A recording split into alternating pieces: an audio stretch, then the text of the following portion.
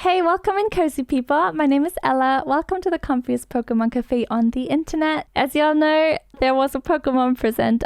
Don't think anyone missed it. Or at least if you're interested in Pokemon, I don't think you missed it. And we got some first footage of the Gen 4 remakes. And we also got a completely new games called Pokémon Legends Arceus. That was something that I feel like none of us expected. It was totally taking me, at least, by surprise. Oh my god, wait. Breath of the Sinnoh? Breath of the Wild Sinnoh? Oh! It's like an RPG? Like an open world RPG? During the trailer, I had a lot of buffering issues, so I wanted to just come back and watch that part of the Pokemon Presents again. Maybe we can find some little hints, some little, I don't know, just like stuff that I haven't seen before, and I want to watch it again with you. Maybe we can get some conclusions out of it. I'm just here for the hype train. Very, very excited that Pokemon is seemingly starting into a new direction, which I personally think is a very intuitive one, because I feel like that was kind of like how Pokemon is supposed to be, like as we know it from the anime and everything. So that they're now making a game with that. Oh my god, I'm over the moon. But without further ado, let's get into the video. And as always, if you like cozy, comfy Pokemon content, maybe you want to subscribe, leave a comment down below, or maybe leave me a like to the video. It all helps really, really much.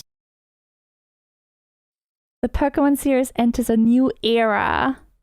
And that's already like saying something, right? A new era. That means they did this with the intention to make more of these games. It sounds like a genre change. And that is exciting because what does that mean for the classic Pokemon game, right? This is a tale from a long, long time ago. The first thing I noticed were the Pokeballs. They look so different. They look kind of like carved out of wood, like here. Is there going to be like resource management involved maybe? I don't know. I love that it's like a good take on how Apricorn Pokeballs work, because that is, I think, exactly how they were like made in the anime. The closing button is replaced by some sort of lid. It's been a long, long time ago. When the Sinnoh region was still only... I love like the ink style of the book. It reminds me of Okami right away. Also, and I'm sorry for missing this in the actual recording, but does anyone know what these symbols mean?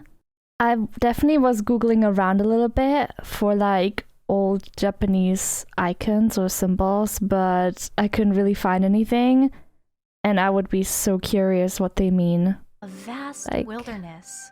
Especially this part. A certain village A certain village. It just tells me they just don't have a name yet. Sold with the comings and goings of people. Like it sounds like kind of like a traveler hotspot, maybe? I really like this ink sort of drawing. It looks so nice. This looks like the city gate, sort of. It's very traditional, you know, Japanese architecture. There's some hills up here. So it does look like a little bit, it definitely looks like a little bit like secluded in some way. Comings and goings of people. While in the mountains and seas, Pokemon roamed as they pleased. Oh my goodness. This is so nice because they kind of show Piplup as a wild Pokemon, which is, you know, when you play the Pokemon games, the starters are always like a little bit of an anomaly because you cannot find them anywhere in the game. Also, there's Feel and Celio, and I did look it up. You can find Celio in Sinnoh on Route 230, which is on like that island with, I think, the fight zone or something like that. I'm not sure if it means anything, but I would imagine that maybe they take into account where in Sinnoh you find certain Pokemon.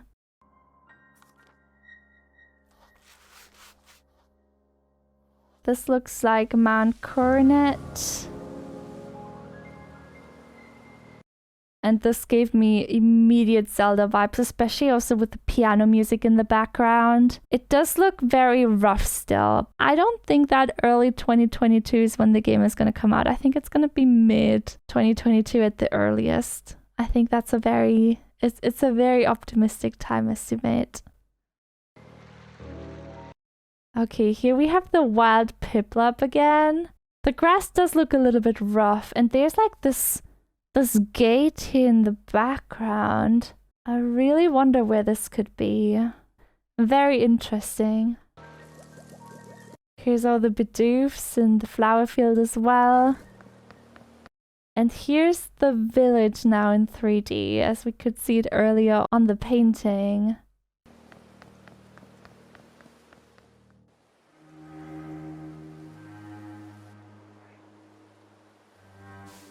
Okay, so what I really loved about the characters is that they clearly are from a different time period, but they still have like kind of like the same Gen 4 outfits, which is really cool in my opinion. So this is like definitely an open world exploring game, as it's probably quite obvious. I especially love Dawn's outfit. I think she looks so cool, especially with that red scarf, and I love the boots. I love the jacket. She looks really cool. I love the design, and I think this is where they went when they considered doing a Gen 4 remake, like with these graphics, basically, with the sword and shield graphics. Even though I feel like this is going even more anime style, basically. Like this looks like one-on-one out of the anime.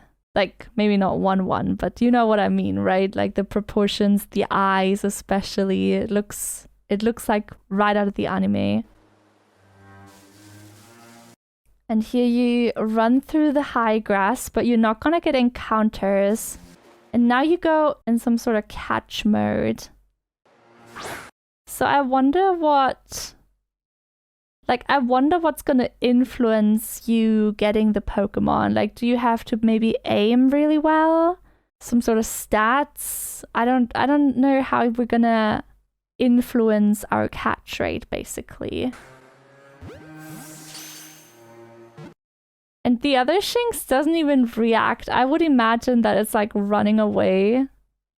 So maybe that's just something they didn't do yet, and this is just for demo reasons.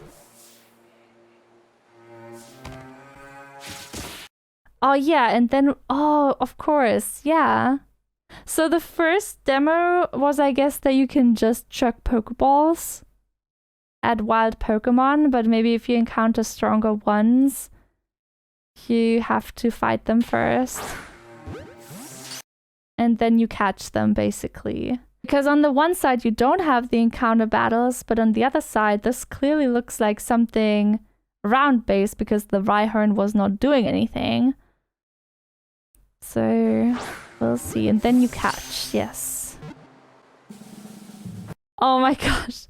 The frame rate here looks really rough, I have to say that, but please trust in the game devs. They're gonna take care of this.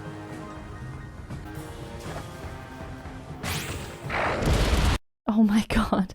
The Lucario! Goodness gracious.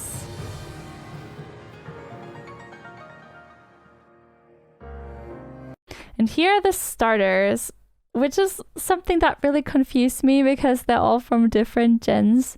We have Cyndaquil, we have Rowlet, and we have Oshawott.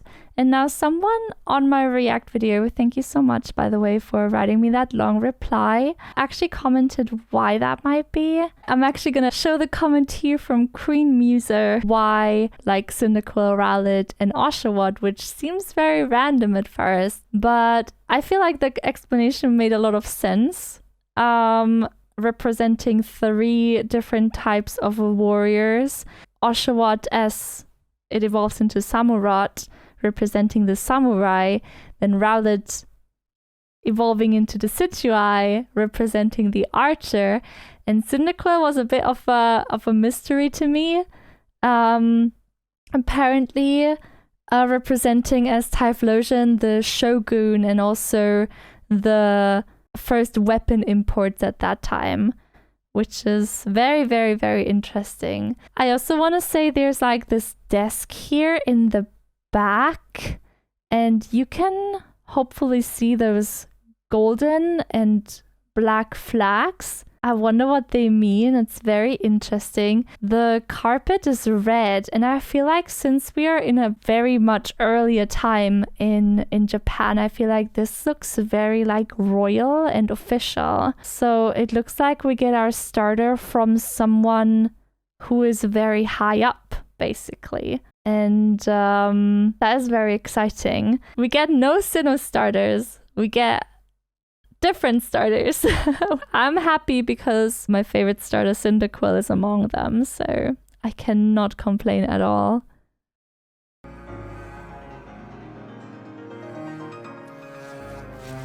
And now this is how we like paint into the book, I guess. And now we close again.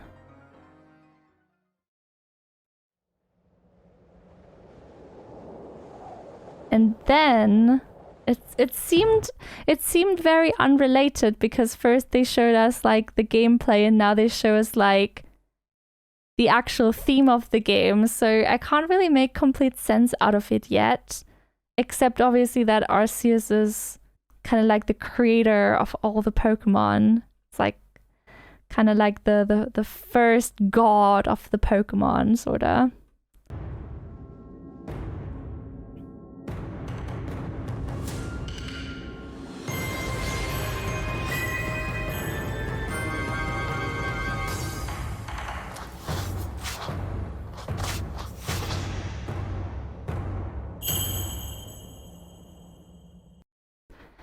I think it's so interesting how they chose Arceus as a mythical Pokemon to lead a Pokemon title. The Gen 4 games, obviously, we have the legendaries Dialga and Palkia. Platinum was Giratina, and now we have Arceus, one of the mythicals of Gen 4. Now, I personally hope that Shaman is also going to get a little role here in this game, or that basically like more of the Gen 4 mythicals are going to like play a role. But yeah, this was very exciting. Very, very exciting trailer. I was so happy. The events of this game unfold in the Sinnoh of old. So obviously it's in Sinnoh, which is what we already knew. Sinnoh of old. So Sinnoh is based on the island of Hokkaido, which is north of Japan. As far as I know, overall a very remote area. So, or not as remote anymore. Of course, I know a lot of like people go there on holidays and stuff. I would imagine that people have been very kind of like maybe secluded living there in the old times. So it's going to be very interesting how they're going to bring in all these like historical facts and accuracies and influences. It's going to be really cool, I think.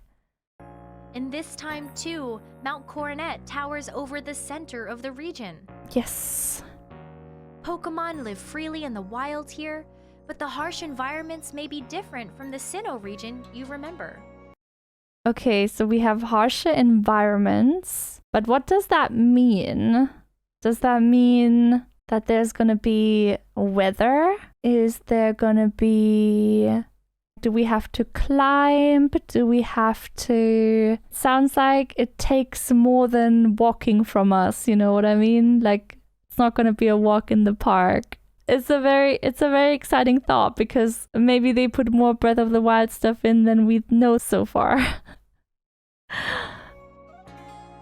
In this era, people have journeyed to Sinnoh from all over and founded a prosperous village in the hope of learning more about this land. Oh, okay. So I guess that people maybe came in from the mainland, or maybe also from somewhere completely different. That would be very exciting. I would love to read more about the history of Hokkaido. Hokkaido was long the domain of the Aboriginal Ainu peoples. Serious Japanese settlement of the island began in 1869, when the territory, which was then called Yezo Province, was renamed Hokkaido, Northern Sea Province. So there are indigenous people on Hokkaido, but I don't think that the island is going to be I don't think the game is going to be about that, because everything looks very much Japanese influenced. So I think that's kind of like when the Japanese people started to settle on the island, maybe.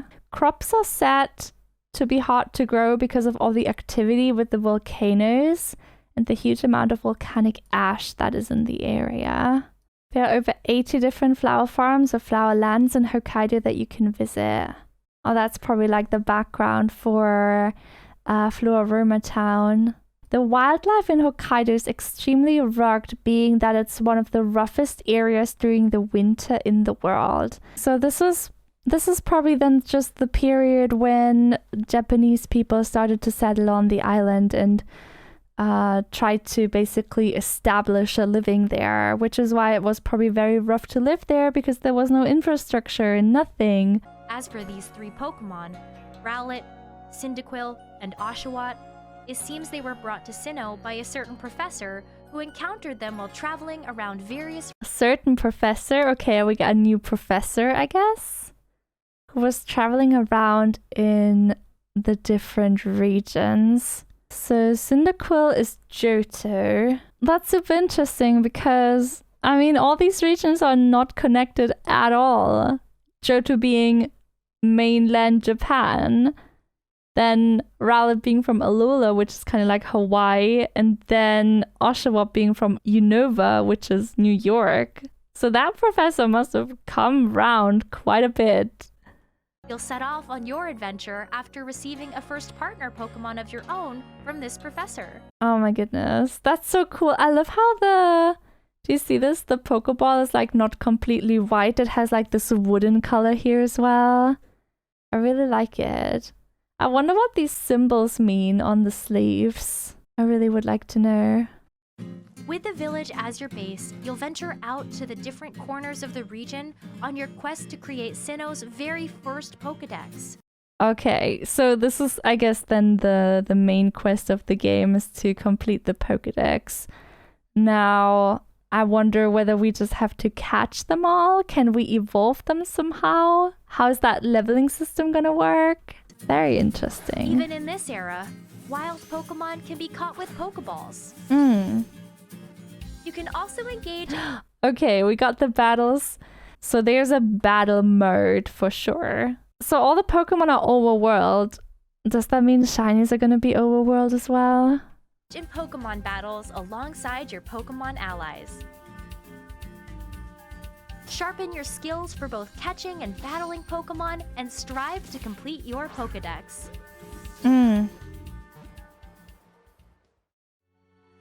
Now for the mythical Pokemon that graces the game's title and story, Arceus. According to legend, Arceus shaped all there is in this world. But how is this Pokemon connected to your journey? I would like to know as well. The answer to this question and more await you in this exciting new action RPG adventure for the Nintendo Switch system. Action RPG.